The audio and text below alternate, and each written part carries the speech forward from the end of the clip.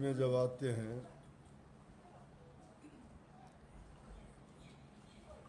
तो छोटे आश्रम या जो शहर हैं जिनमें सत्संगी कम हैं उनको एक एक दिन देते हैं।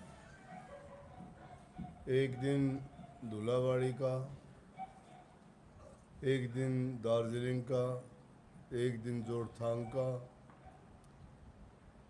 फिर सिक्किम में गंगटोक में ज़्यादा सत्संगी हैं, वहाँ 3-4 दिन देते हैं।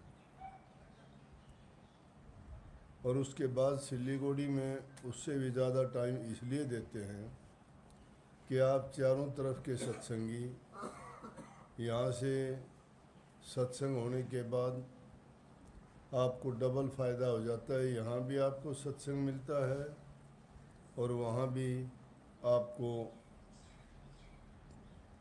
सिलीगुड़ी में, क्योंकि दूर नहीं है आपसे, आसानी से जाके सत्संग लाभ उठा सकते हो। वाणी भी ऐसी गाई है, दर्शन का मैं प्यासा सतगुरु दर्शन का मैं प्यासा। बहुत बड़ी बात है, कहने सुनने में बहुत आसान सी बात दिखाई देती है कि दर्शन और दर्शन की प्यास। दर्शन की तो प्यास क्या तड़प होती है। दर्शन तो जहाँ जिससे भी मिलते हैं, अपनी आँखों से जिस चीज़ को भी देखते हैं उसको देखने को ही उस चीज़ का दर्शन करना कहते हैं। परंतु मंदिर मस्जिद में जाके अपने इष्ट का, हमारे जो पूर्वज हुए हैं, संत महात्मा अवतारी पुरुष श्री राम, श्री कृष्ण, हनुमान जी और दूसरे देवी देवता, उनका दर्शन करते हैं। दर्शन करने के फायदे क्या है, क्यों दर्शन करते हैं? 5 हमारी ज्ञान इंद्रिय है, 5 कर्मेंद्रिय। ज्ञान इंद्रिय हमें ज्ञान देती है। जो भी चीज़ हम आँखों के द्वारा, कानों के द्वारा, नाक के द्वारा, जीभा के द्वारा, त्वचा के द्वारा, ये 5 हमारी ज्ञान इंद्रिय हैं। जो भी चीज़ स्पर्श करते हैं उससे ज्ञान मिलता है। जीभ के चखने से हमें ज्ञान मिलता है। आँखों के देखने से हमें ज्ञान मिलता है। सुनने से हमें उस चीज़ के बारे में पूरा ज्ञान मिलता है। तो ये सारी की सारी चीज़ें, जैसी चीज़ होती है उसके देखने से उनके गुणों का भी आभास होता है। कोई बुरी चीज़ देखते हैं तो हमारे दिमाग पर उसका बुरा असर पड़ता है। कोई पाप कर्म देखते हैं तो हमारे विचार और ख्यालात में वो पाप कर्म के प्रति हमारे विचार भी बड़े दुखी होते हैं। देखा होगा कई बार ऐसे पाप कर्म देखते हैं तो हमारे हृदय में बड़ी दया उमड़ती है कि ये तो गलत हुआ, ये तो जुल्म है, ये तो अत्याचार हुआ।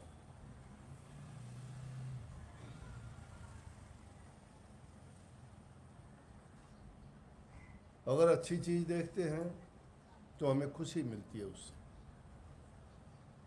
अच्छी चीज़ को देखने से हमारे विचार शुद्ध और पवित्र होते हैं, मन को खुशी मिलती है, उसको देख के हंसते हैं, सारा गम भूल जाते हैं। लेकिन महापुरुषों के दर्शन करने से हमारा मन शुद्ध होता है और विचार पवित्र होते हैं। एक प्रकार का आँखों के लिए वो अंजन है। आँखों की सफाई करने का एक ऐसी दवा है कि महापुरुषों के दर्शन करने से हमारे पाप कर्म कटते हैं, हमारे विचार शुद्ध और पवित्र होते हैं, हमारी भावना पवित्र होती है, हमारी सोच बदल जाती है और उन महापुरुषों के गुण याद करके हमें बड़ी खुशी शांति मिलती है। ये दर्शन करने का महत्व है।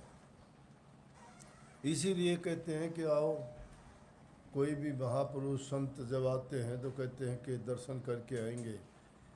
दर्शन करने से मन प्रसन्न होता है। भले इंसान के दर्शन करने से आप गदगद हो जाते हो, खुश होते हो, दुष्ट आदमी के दर्शन करने से आपके विचारों में थोड़ी तलखी आ जाती है, बुराई आ जाती है, आपको अच्छा नहीं लगता। और दर्शन का महत्व भी है। महापुरुषों के दर्शन करने से कर्म कटते हैं। एक बार की बात है कि एक राजा अपने महल में सुबह सुबह उठ के जब बिस्तर से उठा तो उन्होंने खिड़की में से झांक के देखा तो एक फकीर दिखाई दिया। राजा को बड़ा दुख हो गया उस फकीर को देख के। क्यों? तन पर कपड़े नहीं थे, एक कपड़ा था, हाथ में कमंडल था, नंगा बदन शरीर देख के राजा के मन में ख्याल आया कि आज सुबह सुबह मुझे कहाँ दर्शन हुए। देखा जाए तो ऐसे पुरुषों के दर्शन तो बड़े दुर्लभ होते हैं, जिन्होंने तप किया है, त्याग किया है, दुनिया से विरक्त हो गए हैं, जिनको किसी चीज़ की लालसा नहीं है, जो भजन बंदगी करके इस दुनिया के दलदल से ऊपर उठ चुके हैं। ऐसे महापुरुष के दर्शन अगर हो जाएं तो क्या करें, भाग्य से मिलते हैं। कहीं ऐसे दर्शन मिल जाए तो उन जीवों को भाग सराहना चाहिए। लेकिन राजा था, दुनियादारी के रीति रिवाज जानता था, उनको दुखों का पता ही नहीं था। वो तो सोचते थे कि ऐसे आदमी के दर्शन करने से सुबह सुबह मेरा बड़ा अनर्थ हो गया कि कहाँ मंगते और भिखारी जैसे आदमी के दर्शन हुए। राजा ने नौकरों को हुक्म दिया कि उसको लेके आओ। उसको बुला के लेके आए। लेके राजा कहने लगा कि सुबह सुबह आपके दर्शन हुए हैं, मुझे अच्छा नहीं लगा, बहुत बुरा है, सज़ा मिलेगी आप। महात्मा हंसने लग गया। महात्माओं के पास ज्ञान, विवेक, विचार होता है। वो ऐसे ही नहीं, कोई बात ऐसे ही नहीं बोलते। वो मौत से, सज़ा से, दुनियादारी की चीज़ों से डरते नहीं हैं। उन्होंने मौत को, दुख को, सबको जीत लिया है, बेपरवाह होते हैं। उनको कोई चीज़ खोने का डर नहीं होता, ना कोई पाने की लालसा होती है। उनको पता है ये दुनिया के पदार्थ मिथ्या है, झूठे हैं, ये साथ नहीं जाने वाले, ये इंसान को कुछ देने वाले नहीं हैं। जब यहाँ से जाएंगे तो खाली हाथ जाएंगे। सिकंदर महान की बात सुनी होगी। सिकंदर पूरी दुनिया को फतेह करना चाहता था, पूरी दुनिया को जीतना चाहता था। उसका गुरु मिल गया, गुरु के पास गया। जब विजय के लिए निकला, संसार विजय के लिए जब निकला, अपने गुरु के पास गया। हम भी कोई काम करते हैं तो अपने गुरु से, अपने इष्ट से जाके पूछते हैं ना कि जी कोई मुहूर्त बताओ, बच्चों की शादी कब करें, मकान की नींव कब रखें, कोई कारोबार करते हैं तो बताओ दुकान या व्यवसाय का काम कब से शुरू करें। इसी तरह से ये पुरानी रीति रिवाज आज के नहीं है।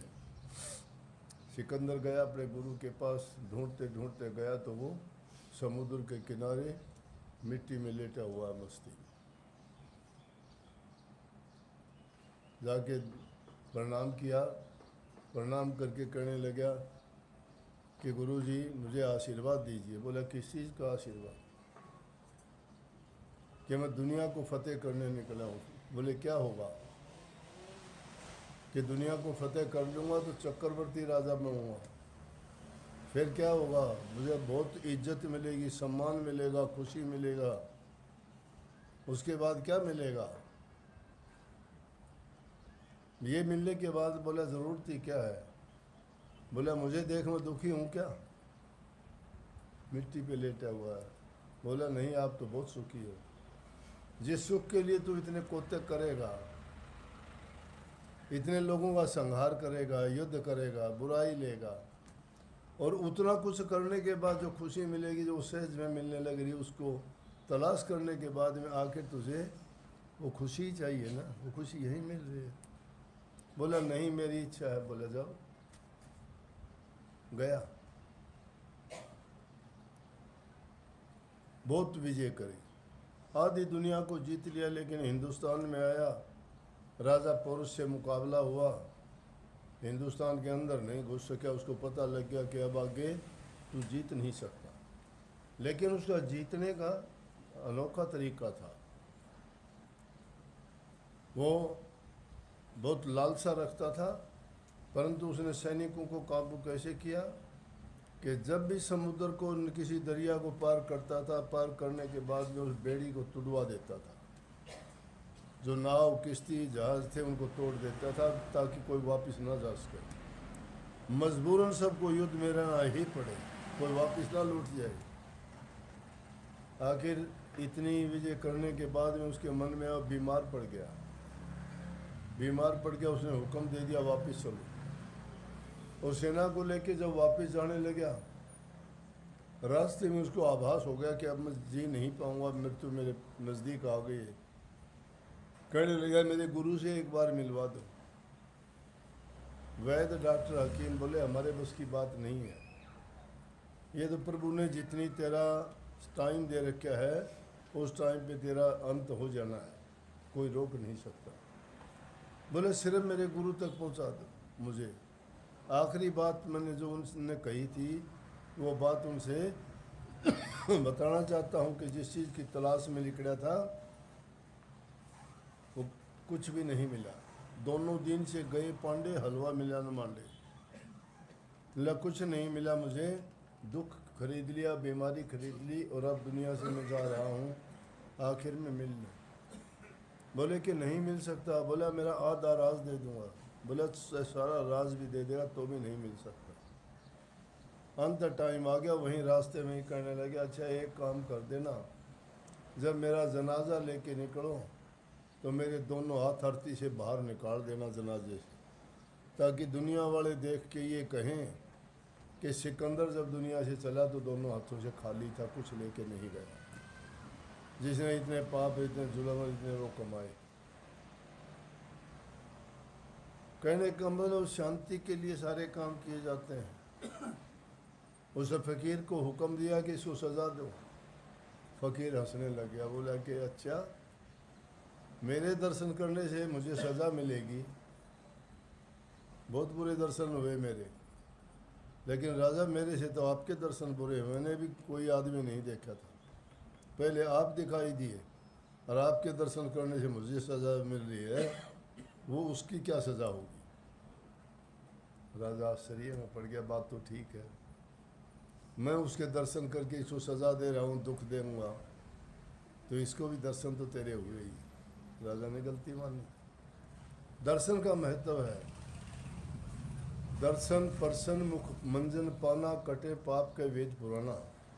दर्शन करके मन प्रसन्न होता है। मन प्रसन्न क्या होता है, उससे हमारे जन्म जन्मांतर के पाप कर्म कटते हैं, आँखों की शुद्धि होती है, हृदय की शुद्धि होती है, विचारों की शुद्धि होती है, हमारा जीवन ही पवित्र हो जाता है। और महापुरुषों के दर्शन का तो कहना ही क्या है। इसलिए ये वाणी मेरी लिखी हुई है, मैंने लिखा सतगुरु से प्रार्थना अपील करते हुए कि मुझे दर्शन की प्यास है, तड़प है। लगन जब मन में लगती है, कोई भी प्रेमी अपने प्रीतम को देखना चाहता है और उसके प्रेमी को उसका प्रीतम मिल जाए तो दूसरी चीज़ की उसको ज़रूरत ही नहीं है। प्रभु से बढ़ के हमारा प्रीतम कोई नहीं है।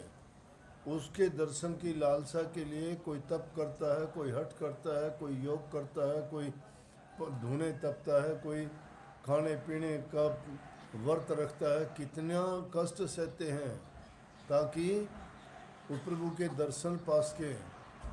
वो दर्शन बड़े दुर्लभ हैं, लेकिन संतों ने बड़ी सुलभ बात कही, राम और संत में अंतर नाही, राम के दर्शन संतों के माही। राम और संत में भेद नहीं है, और राम के दर्शन करना चाहते हो तो संतों के दर्शन करो, उसमें राम के दर्शन आपको मिलेंगे। सच्चे मन से जब तुम्हारी लगन लगती है तो निश्चित रूप से समझो आपको प्रभु के ही दर्शन आपको होंगे। तो इसलिए दर्शन की लालसा सच्ची मन में होनी चाहिए। और सच्ची लगन जब लगती है, जिन जिन को सच्ची लगन लगी उन्होंने उन प्रभु के दर्शन पाए। दर्शन ही नहीं पाए, वो दर्शन करके उनके ही चरणों में जाके समा गए और सदा सदा के लिए उनको शांति और संतोष मिल गया। इसलिए दर्शन बहुत एक ऐसी चीज़ है, हम शायद भक्ति नहीं कर सकते, कठोर व्रत नहीं कर सकते, परंतु हम दर्शन की लगन मन में रख सकते हैं। और जब लगन जिस चीज़ की लग जाती है तो वो दर्शन भी होंगे आपको ज़रूर। तो स्वामी जी महाराज ने भी इस बात को बड़ा अच्छा लिखा। वो कहते हैं कि संतों के पास जाओ, दर्शन करो, दर्शन करके उनके वचन सुनो, वचनों को सुन के उन वचनों को गुणों हृदय में रखो, और जब उनको सुनते सुनते उनका सार निकाल लोगे, वो सार तुम्हें मालो माल कर देगा, तुम्हारे दुख दर्द पीड़ा पाप कर्म सब धो देगा, तुम्हें पाक पवित्र और साफ बना देगा। जो असली मकसद मालिक मनुष्य का ये जीवन पाने का था वो हल हो जाता है। इसीलिए उन्होंने कहा कि संतों के पास जाओ, दरस करे, बचन पुनि सुने, सुन सुन के गुणे, गुण गुण के काढ़ रे सार, काढ़ सार तिस करे आहार, कर आहार पुष्ट होया भाई, जग भय भव सब गई नसाई। हम भयभीत रहते हैं दुनिया में, मरने के डर से रहते हैं। जब कभी कोई थोड़ी सी तकलीफ होती है कहते हाय मरूंगा, लेकिन ज़रूरी है मरना। मौत तो सभी को आनी है, पैदा जो हो गया वो जाएगा, रुकेगा कोई नहीं। लेकिन जब ये समय निकल जाएगा फिर सोचोगे मैंने क्या किया। सारी जिंदगी धूल बटोरते रहे, नशे विषय विकारों में जीवन को बर्बाद करते रहे, और अंत में जब देख के जब किसी लायक नहीं रहे पछताए। उनके बारे में महापुरुषों ने फरमाया कि इस जीवन को याद करेगा भला मुसाफिर बंदे, आया था कुछ लाहा करने फंस गया केड़े धंधे, भव सागर तन तरना पेशी पाप पुण्य धर कंधे, कहें कबीर सोई पार उतर गिर हर हर नाम जपंदे। इस दुनिया रूपी भव सागर से पार होना चाहते हो तो उस मालिक के नाम का सुमरण किया करो, उसका जाप किया करो, उसको हमेशा याद रखा करो। नाम में भी उतनी ताकत है जितनी दर्शन में है। हर चीज़ का नाम है और वो नाम याद आते हैं, उसके गुण याद आते हैं। प्रेम का नाम आते ही दिल में खुशी होती है, क्रोध का नाम आते ही आदमी के दिल में दूसरी भावना बदल जाती है, दया का नाम आते ही हृदय बहुत आदमी का एकदम दयालु बन जाता है। और अगर किसी चीज़ की लालसा हो तो आदमी लालची बन जाता है। इसलिए वो भावनाएं इसी तरह से नाम से प्रकट होती है। किसी का भी नाम लेते हैं उसके गुण प्रकट हो जाते हैं। जो चीज़ आपने अनुभव की है, इसलिए प्रभु के नाम में ये गुण है कि उसका नाम लेने से ही आपको शांति आनी शुरू हो जाएगी।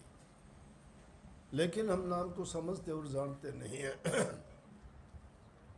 भूल कर बैठते हैं, देखा देखी नाम लेते हैं, ना नाम का कभी जाप करते, ना कभी याद करते, तो किया ना अभ्यास, याद कैसे आओगा, और अंत समय में राम नाम कैसे गाओगा।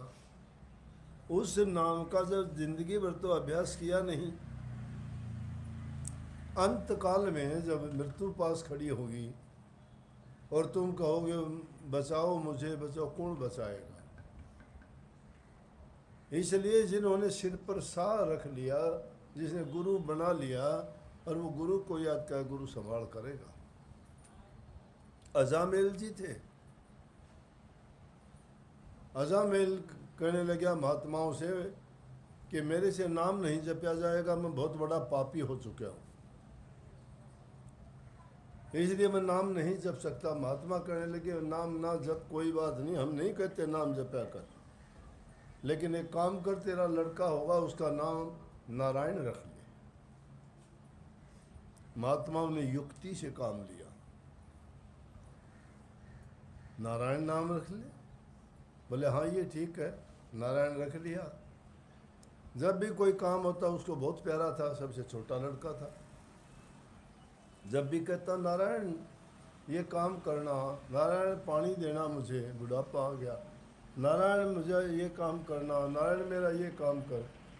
वो नारायण नारायण करते करते नारायण परमात्मा का नाम उसी का जाप हो गया। कही है कि जो कोई भक्ति करे कपट से वह को भी अपनाऊं, श्याम दाम दंड भेद से सीधे मार्ग लाऊं, खबर नहीं करूं अपने। नकल से तो असल बने, नकल करते करते असली हो जाता है। अंत काल जब आया, यम के दूत उसके चारों ओर फिरे, और वो यम के दूत जब उसको ले जाने के लिए तैयार खड़े थे तो कष्ट हुआ, तो बोला नारायण आना रे, ये कौन है मुझे तंग करते हैं, नारायण आना। तो कहते हो लड़का नहीं, स्वयं परमात्मा आके और अजामेल को लेके गया।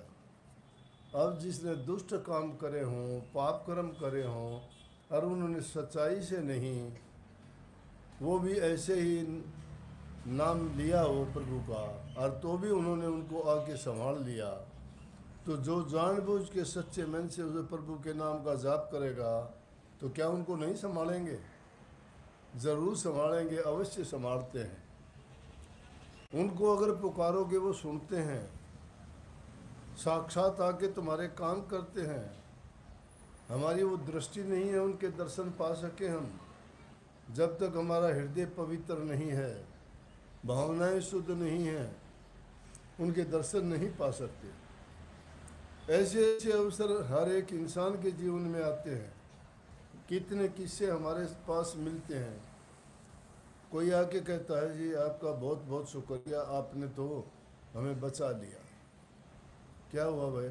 अजी हुआ क्या, एक्सीडेंट हुआ, गाड़ी सारी टूट गई, लेकिन हम उसमें सब के सब सुरक्षित बच गए, किसी को कुछ नहीं हुआ।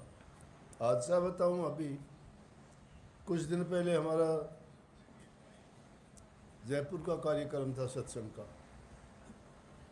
30 से भी ज़्यादा ही गाड़ियाँ, 30-35 गाड़ियाँ थी, लंबी लाइन थी।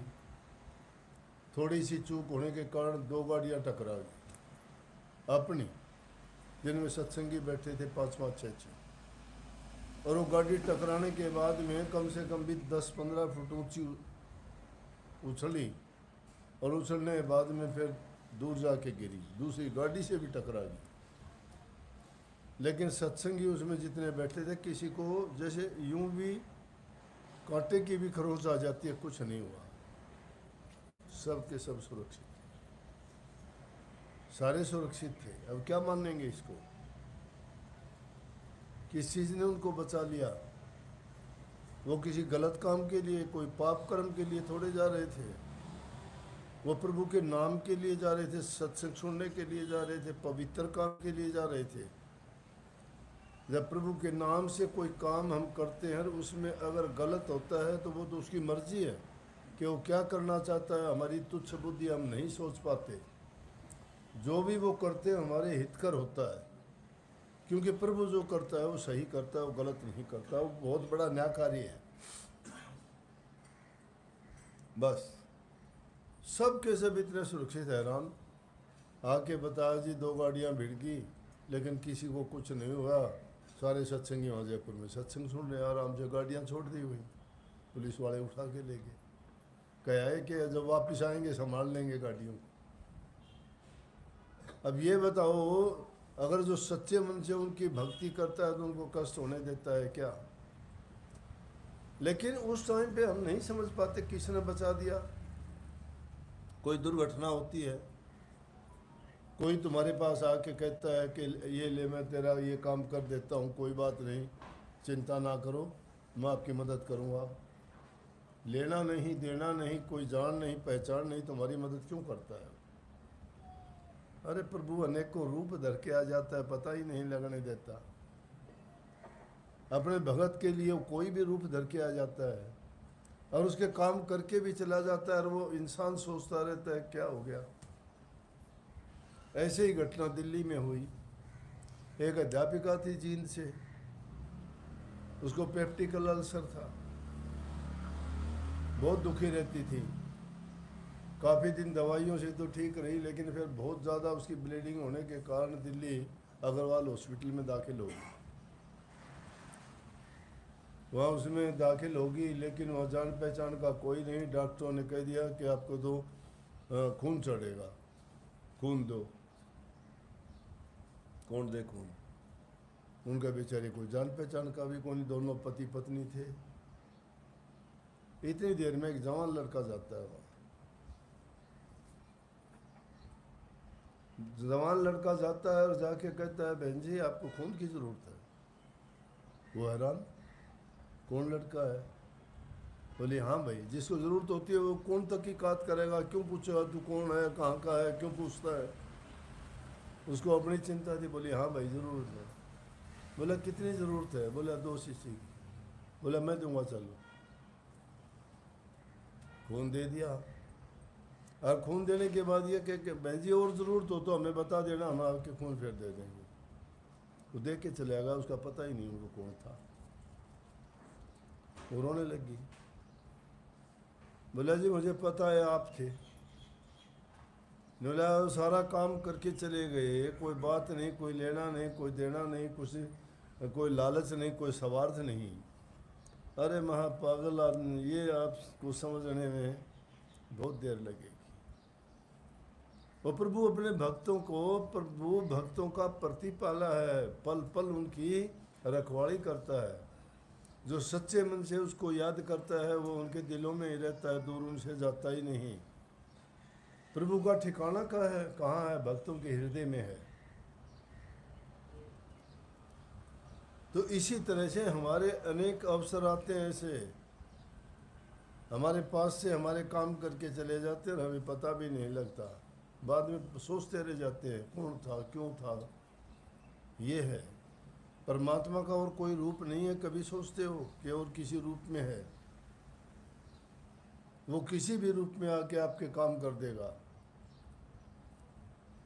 पशु के रूप में, इंसान के रूप में, किसी जानवर के रूप में, पक्षी के रूप में, हर रूप में आके, जैसे अभी जिस ढंग से भी तुम्हारा काम संभालना होगा, प्रभु उनको तकलीफ नहीं पाने देता। लेकिन कमी हमारी रहती है, हम डामाडोल हैं, हमारा हृदय मानता ही नहीं किसी चीज़ को, हमारा विश्वास तो अपने आप पर ही नहीं है। अरे यकीन करके पक्का तुम प्रभु को अगर मानते हो तो अपने हृदय में बसाओ उन्हें। कौन छीन लेगा तुमसे? वो तुम्हारा है, सबका है, वो किसी एक का नहीं है। जो जिस रूप पे जहाँ उसको याद करता है उसी रूप पे प्रकट हो जाता है। सत्संग से इंसान को ये ज्ञान मिलता है। दर्शन करो, वचन सुनने का ये फायदा है। वचन सुनो, लेकिन वो वचन सुनने के बाद में भूलो ना, रख लो हृदय में कि ये बात बताई थी। बात बताई हुई ही आदमी के लिए ज्ञान बन जाता है, वही ज्ञान है। अगर उनको याद रखे तो वक्त बेवक्त वो चीज़ काम आती है। जब कोई ऐसी घटना होती है तो आपको भी याद आएगी कि हाँ सत्संग में ये बात बताई थी, तो हो सकता है कि मालिक मेरी मदद करने के लिए ये किसी न किसी रूप में प्रकट हुए हैं, आए। इसलिए कही कि दर्शन का मैं प्यासा, सतगुरु दर्शन का मैं प्यासा जी, कि मालिक मैं दर्शन का प्यासा हूँ। क्योंकि जिनकी सच्ची प्रीति होती है उसको दूसरा दर्शन मिल जाए, सब कुछ मिल गया। चंदा बसे आकाश में, रवि शशि बसे, सूर्य और चंद्रमा अलग अलग हैं। आकाश में रहते हैं, इतने दूर रहते हैं, लेकिन कुमोदनी जल में रहती है, उसको चंद्रमा की आस लगी रहती है। चंद्रमा जब उदय होता है तो कुमोदनी का फूल खिल जाता है। कमल का फूल जब दिन निकलता है तो सूर्य को देख के वो खिल जाता है। सूर्यमुखी को फूल को सूर्य से प्रीति है, वो जब सूर्य उगता है उसकी तरफ मुंह कर लेता है, जो सूर्य जाता है फूल उसकी तरफ घूमता चला जाता है।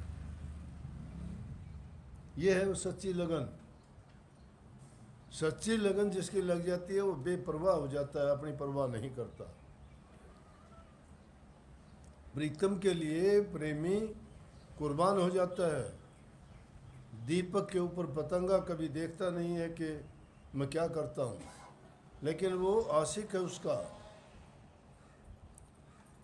उसको उस प्रकाश को देखने की लगन है, और प्रकाश को देखते नहीं उसको इतना मस्त हो जाता है, देखते देखते उसके चारों तरफ घूमता रहता है, ना खाना ना पीना ना कोई और आराम करना। पूरी रात उसके चारों तरफ घूमते घूमते जब सुबह का प्रकाश हो जाता है और वो जब बंद हो जाता है तो वो वहीं उसमें जड़ के मर जाता है। दीपक के ऊपर पतंगा, क्योंकि वो उसका प्रेमी है। इतनी लगन जाती है, किसी एक की लगन में ही मस्त हो जाना। स्त्री जाति को सच्चे मन से अपने पति धर्म को अगर निभाती है तो उसको कोई भी भक्ति करने की जरूरत नहीं है। अगर घरों में तुम अपने माँ बाप की सेवा सच्चे मन से करते हो, किसी देवी देवता किसी गुरु के पास जाने की जरूरत ही नहीं है। उनसे बड़ा देवता कोई नहीं है, वो जिंदा मूर्ति हैं, वो जिंदा खुदा हैं। उनकी सेवा करोगे वो खुश होंगे, खुश होकर आशीर्वाद देंगे। किसी के शुद्ध विचार और शुद्ध भावना तुम्हारे लिए होगी, वो तुम्हारे लिए अमृत का काम करेगी, वो तुम्हारे लिए वरदान सिद्ध होगी, वो तुम्हें खुशी देगी, शांति देगी, हर काम में आपको वो बरकत देगी, आपके सारे काम अच्छे होंगे। लेकिन किसी से बद्दुआ मत लो। दुआ लोगे तुम्हें शांति और सुख मिलेगा, बद्दुआ लोगे तुम बर्बाद हो जाओगे। बद्दुआ कब मिलती है? किसी को कष्ट और दुख देने से। और दुआ कोई किसके लिए कब देता है? जब इंसान किसी को सुख देता है, सेवा करता है, उसकी मदद करता है, उसको शांति पहुंचाता है, वो हर प्रकार से उसको कहता है परमात्मा तेरा भला करे। सारा सब कुछ दे दिया उसने, वो परमात्मा को सब कुछ मानता और कहता है वो परमात्मा सबका भला करने वाला, तेरा भला करे, तेरे सब पापों को हर ले, सब दुखों को हर ले, तुझे सुख दे, शांति दे, खुशहाली दे, लंबी उम्र दे, आरोग्यता निरोग्यता दे। लेकिन हम क्या करते हैं? करते नहीं ऐसा। बूढ़े माँ बाप को तकलीफ देते हो, वृद्ध आश्रम में छोड़ आते हो।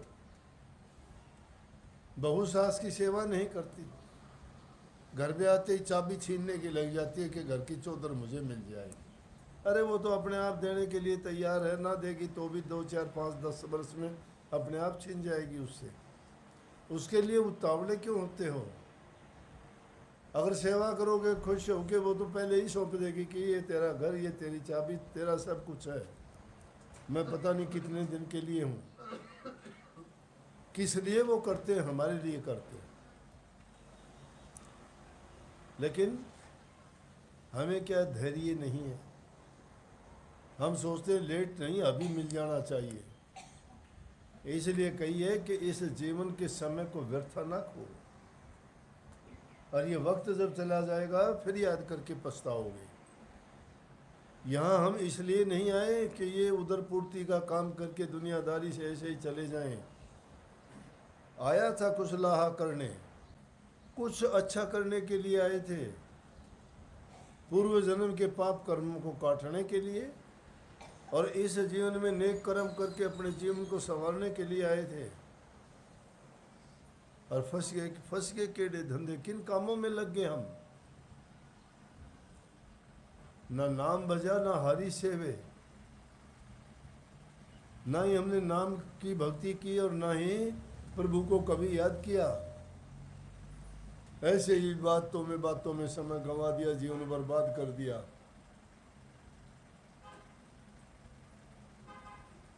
इसलिए जो अवसर हमें मिला है, हमारे हाथ में है, सब कुछ करने लायक हो, दान करो, पुण्य करो, गरीब की मदद करो, भूखे गरीब की जो सहायता कर सकते हो करो। तुम्हारे पास है, तुम देने लायक हो, तुम्हारे आगे कोई हाथ फैलाता है तुम्हारे पास देने के लिए, दो उसको। दे धरा तो दे, तू दे दे कुछ दे, देखे हो जाएगी फिर कौन कहेगा दे।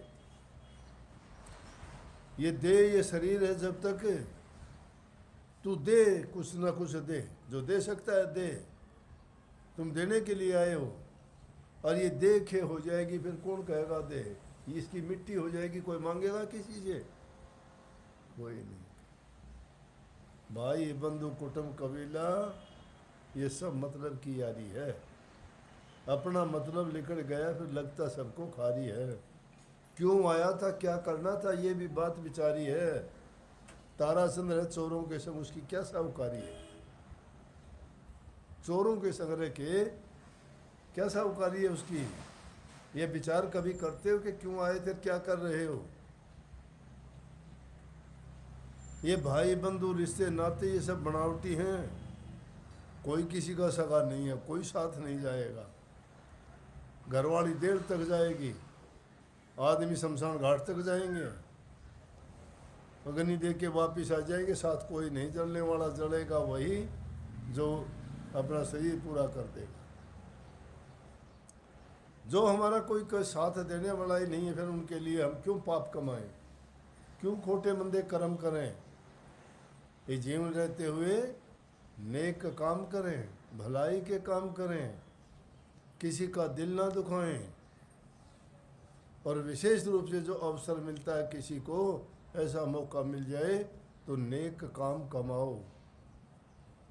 अगर तुम्हारे पास कुछ देने के लिए है तो दो। दे दरा तो दे तू, अन्न धर्म का दान, अन्न धर्म के दान से हो तेरा कल्याण। दे धराई है तो अन्न का, धर्म का दान दे। कबीर साहब कहते हैं, कबीर कह कमाल से दो बातें कर ले, कह साहिब की बंदगी, कह भूखे को कुछ दे। दो काम कर लो जिंदगी में, काम बेड़ा पार है। या तो करो साहिब की बंदगी, बंदगी नहीं कर सकते तो दान पुण्य, भूखे गरीब को कुछ दो। परमात्मा ने तुम्हें देने लायक बनाया, तुम भिखारी नहीं हो, है तुम्हारे पास देने के लिए।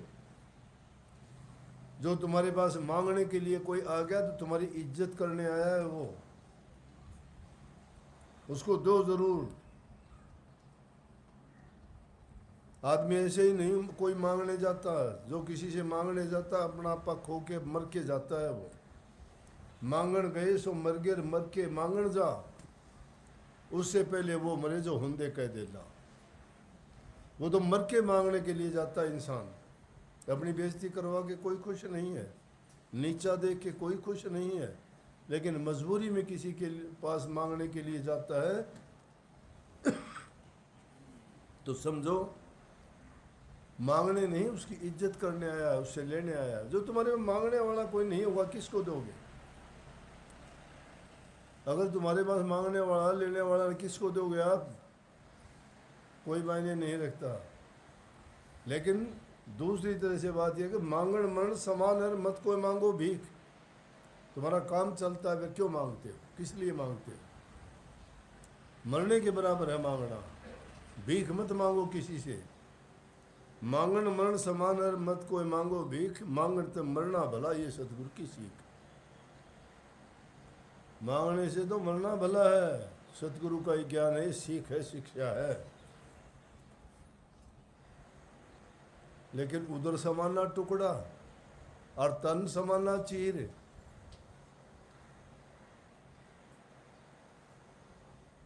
ये मांग ले तो दोष नहीं है, जरूरत है उसकी। इसलिए मालिक ने आपको जिस लायक बनाया है करो काम हर प्रकार से। या तो प्रभु की भक्ति करो, उसमें अगर थोड़ी सी गलती रहती है काम नहीं कर सकते, नाम भक्ति इतनी नहीं कर सकते, गुरु ने दूसरा रास्ता भी बता दिया कि उसमें दान करो, दया करो, उपकार करो, परहित करो। सेवा सिर्फ धन की नहीं होती, सेवा तन की होती है, मन की होती है, धन की होती है और सूरत की होती है। तन सबके पास है, सेवा कर सकते हो। मान लिया तन भी आपका लायक नहीं है सेवा करने के, मन है, मन की सेवा क्या है? प्रभु के नाम का सुमन करो, दूसरे की भलाई सोचो, किसी का बुरा मत सोचो। किसी का बुरा सोचोगे तो तुम अपने आप को दूषित कर लेते हो, अपने विचारों में विष घोल देते हो, फिर अच्छा नहीं है, बहुत बुरी बात है। मन से प्रभु के नाम का चिंतन करो, सुमन करो, भजन करो। धन हो तो दान पुण्य करो, अगर नहीं है तो कोई दो चीज़ों में, तीनों में से एक तो पाएगी, या शरीर होगा, नहीं तो मन तो सबके पास है। मन से अच्छा सोचा करो। और सूरत की सेवा जो चौथी है वो आप जैसे भक्तों के लिए है। सारी चीज़ आपके पास है तो आप सूरत की सेवा करो। वो सूरत की सेवा है नाम भक्ति। अच्छे गुण आप में विद्यमान हैं, बुराइयां सब आपने छोड़ दी हैं, विषय विकारों से आप बरी हो, दूर हो, गुरु की आज्ञा में रहते हो, समर्पण है आपका पूरा, गुरु के आज्ञा और वचन में चलते हो, तो गुरु आपसे चाहता है कि आप नाम भक्ति करो। नाम की भक्ति जो जो करते चले जाओगे, आप इन दुनिया की जो काल और माया की कीचड़ और दलदल है उससे ऊपर उठ जाओगे। जिस प्रकार कीचड़ चाहे कितना भी ऊंचा चढ़ जाओ, कमल कीचड़ में खिलता है। कीचड़ कितना भी ऊंचा चढ़ो, कमल का फूल उसमें डूबता नहीं, उससे ऊपर ही चलता जाएगा। भक्ति करने वाले का ये है कि अगर वो भक्ति करता है तो चाहे उसके आसपास का वातावरण कैसा भी क्यों ना हो, अगर उसका खुद के विचार सच्चे हैं, पवित्र हैं, और वो नाम भक्ति करता है, गुरु भक्ति करता है, सेवा भक्ति करता है, प्रेमा भक्ति करता है, तो उस कमल के फूल की भांति इस माया की दलदल से हमेशा ऊपर ही रहेगा, उस पर असर नहीं डाल सकती। जैसे रहीमी जी ने कही है ना, रहीम जी कहते हैं, रहीमन उत्तम प्रकृति का करी क्या सकत कुसंग, चंदन विष व्यापत नहीं लिपटे रहते भुजंग। कि जिनकी उत्तम प्रकृति हो जाती है, जिनमें गुण अच्छे हो जाते हैं, उनका दुष्ट आदमी भी कुछ नहीं बिगाड़ सकते, क्योंकि चंदन के पेड़ में खुशबू आती है, उसमें सर्प लिपटे रहते हैं, उसमें डंक मारते रहते हैं, लेकिन चंदन में तो खुशबू ही आती है, उसमें जहर का कोई असर नहीं होता। इसलिए माताओं, बहनों, भाइयों, सच्ची भक्ति किया करो। सच्ची भक्ति करोगे हर प्रकार से सुखी रहोगे। घरों में रह के माँ बाप के वचन की पालना करो, उनकी सेवा किया करो, तुम्हारे घर में स्वर्ग जैसा काम हो जाएगा। जहाँ सुमति वहाँ सुख नाना, जहाँ कुमति वहाँ दुख विधाना। जिन घरों में आपस में प्यार प्रेम नहीं है, मीठा बोलते नहीं हो, सेवा करते नहीं हो, बूढ़े बुजुर्ग की कदर नहीं है, उस घर में तो समझो नरक जैसा काम हो जाएगा, बेहाल होगा। लेकिन गुरु से नाम लिया है, गुरु की शिक्षा यही है कि घरों में प्यार प्रेम शांति रखो, जबान से मीठा बोलो, अच्छा बर्ताव करो, सबका सम्मान करो, जो कर सकते हो, हर प्रकार की सेवा करो, और वो करते हुए नाम भक्ति को सर्वोपरि सबसे आगे रखो। तुम्हारा कल्याण तुम्हारा हित उसी में होना है। सबको बहुत बहुत आशीर्वाद।